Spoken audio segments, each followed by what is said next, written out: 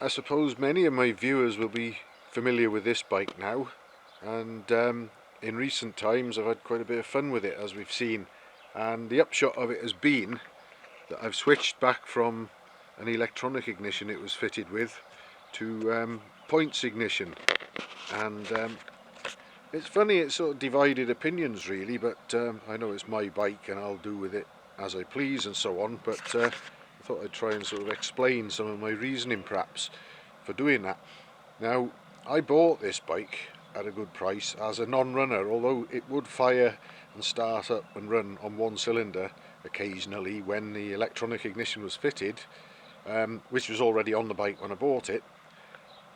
And after a lot of experimentation and changing coils and making sure all the wiring and everything was okay, I realised that there was a dead cell in the battery, and the voltage was in the high 11s.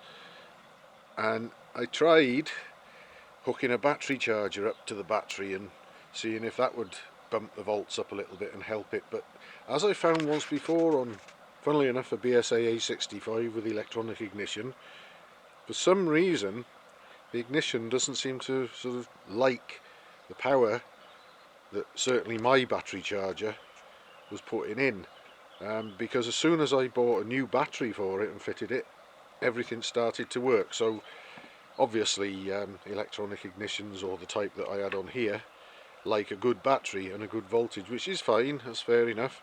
And I've done a few hundred miles on this bike. I mean, I haven't used it a lot, but since I've had it in the last couple of years, I've done a fair few hundred miles on it, I suppose, and I've enjoyed it immensely.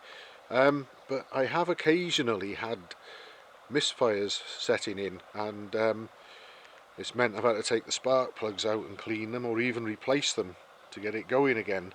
And it's had this issue, well, sort of pretty much from day one really, and it doesn't use huge amounts of oil. It doesn't even use any amount of oil that I'd be concerned about, but it uses a little oil and you get the odd puff of smoke every now and again, but you know, nothing to worry about. But it seems as though it's occasionally been able to oil a plug up and snuff the plug out, and I'm wondering if obviously I had that failure, the complete failure of the electronic ignition last weekend. That was the final straw for me. I'm not a big fan of electronic ignitions, but I've got nothing really against them either. But like I said, would have been quite happy to carry on with electronic ignition on this machine. If it kept working, I would, you know, I'd have left it alone and just carried on enjoying the bike. But when it stopped working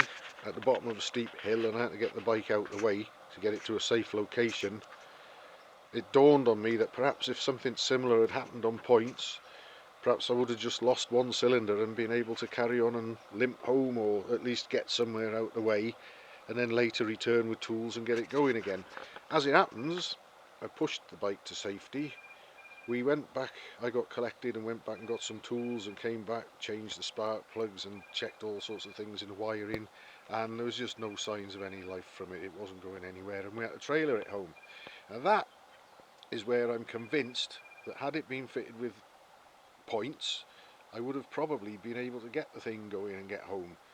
So that, and the fact that I would need to replace probably the black box on the electronic ignition to get the bike going again, and the fact that whatever caused the black box to go pop may, whatever it might have been, be lurking there and possibly be able to do it again, to my mind, that was the final straw. And I decided that if I had a rummage around, I could probably find all the bits I needed to put points on this. And sure enough, I did.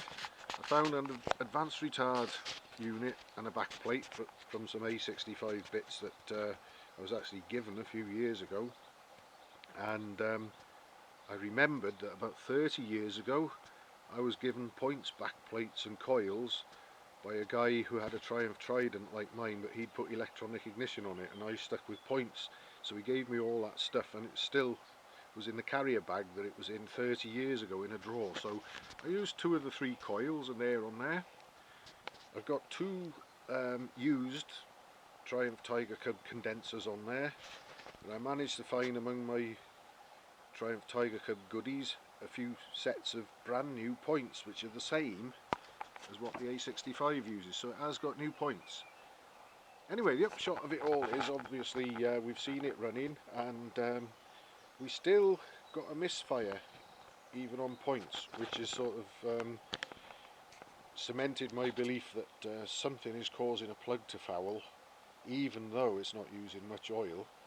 But maybe the electronic ignition, I'm wondering if when one plug was shorted out, whether it put some sort of strain on the ignition system and caused it to go pop or whatever, I don't know. But that really isn't a possibility on a point system, because you've got two systems from end to end working together, from the set of points through the condenser, the coil, plug lead and into the spark plug. You've got two separate systems working together being triggered by a camshaft. It's mechanical, and really you'd have to be very unlucky to lose both, I would have thought, unless obviously you got some other electrical problem or a blown fuse or a broken live wire to the coils, whatever. But I mean, usually it would be something fixable. Now a black box, I can't fix that.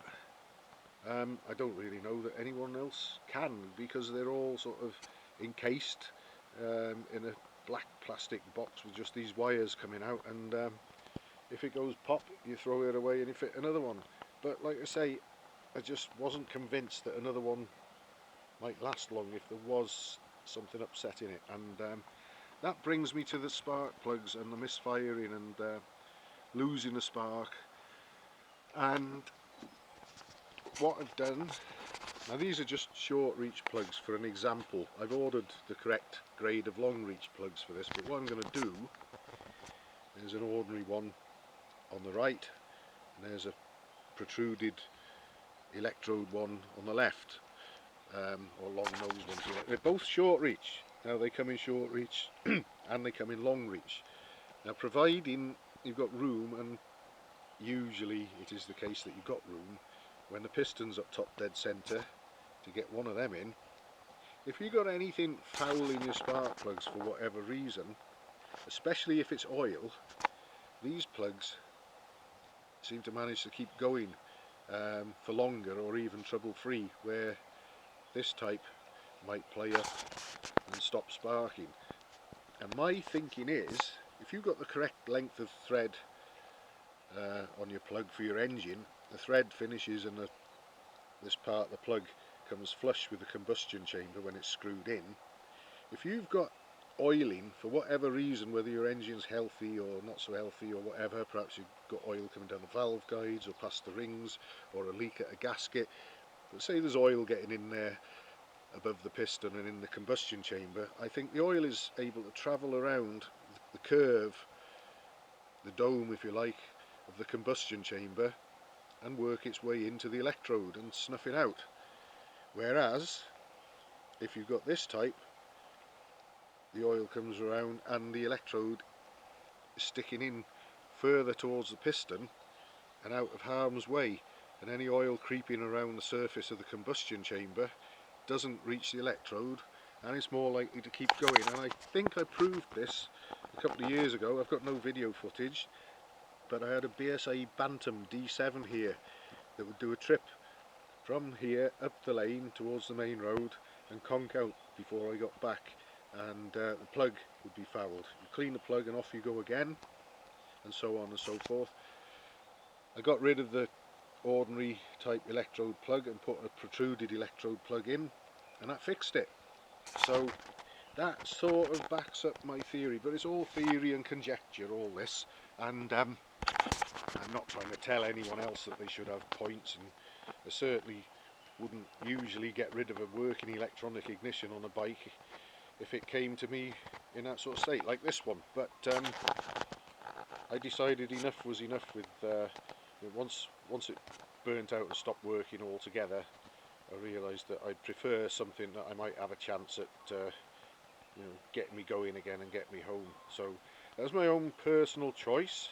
I'm not trying to say that everyone should sort of consider sticking with points. If you want electronic ignition on your bike, that's fine. They are supposed to be fit and forget, and true that once they are fitted, the timing doesn't wander about or change with wear and mileage, like it might do very slightly with points. But if you've got points fitted and there's any wear between the cam and the heel of the points, the timing is only going to retard very slightly. It won't advance, so I can't see that you're going to hold a piston unless I hear of the ATU, the auto advance units, failing and going into full advance too early. But I've yet to see one, I've got to say.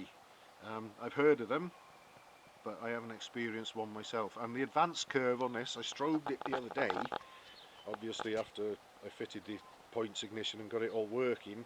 I fine-tuned it, I checked the timing with the strobe and adjusted it and got it bang on. The full advance timing on this is exactly the same as it was when I had the electronic ignition on it. And one thing I've noticed though is that it was advancing up nice and smoothly. The strobe showed the line as you revved the engine, just sort of, you know, moving up and down smoothly, no sort of jumping or hopping about or anything, so I was happy with that. But riding it on the road, when I had the electronic ignition on it, as I say, the full advance timing was exactly the same as it is now with the points, but wouldn't be that much go in the engine until you got to about 3000 RPM, and then it was almost a bit like a two-stroke. There was quite a kick in the pants and it would really wake up and get going, and you know, it felt fun and lively and everything. But what I noticed yesterday on the points was that it actually starts getting interested just after 2000 RPM now. There's a useful bit of pull in the engine, so obviously the advance curve is slightly different one way or the other. I would say that perhaps this isn't advancing as much at low RPM as the electronic one, or maybe it could be the other way around. Maybe it's advancing more, but whatever it's doing, it was definitely noticeable, and I'm not just saying that to sort of big up points ignitions or anything. It's just an observation, and I'm more than happy with the way this has turned out. But I just thought I'd go over some of that and like I say, mention these plugs. I'm not sure I'm entirely out the woods yet with that misfire, although it ran beautifully yesterday in that last ride when I was able to give it a little bit of stick. But I like riding this bike at a more leisurely pace. It's one of the few bikes that I can actually enjoy at about 50 miles an hour, 50, 60, and just sort of ambling around the lanes. It's very relaxing, calming bike to ride actually, but when it's ridden like that, I don't know if it might be a little bit more prone to this plug fouling issue. So I'm not going to make videos about this bike just for the sake of it, but when the protruded electrode spark plugs come, I'll fit them, and then we'll try it out with those in and monitor it and see how it goes.